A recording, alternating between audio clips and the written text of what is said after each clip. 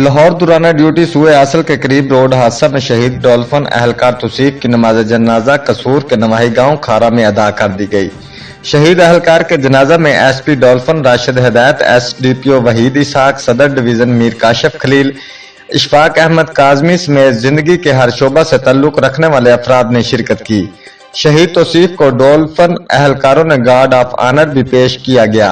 शहीद 7 बहन भाइयों में से सबसे छोटा था, जिसकी 8 दिन बाद 25 अप्रैल को शादी थी। एसएसपी डॉल्फिन राशिद हिदायत ने कहा कि आज ही इस जवान की शादी की छुट्टी की दरखास्त दस्तखत की, मगर क्या पता था कि जनाजा भी पढ़ूंगा।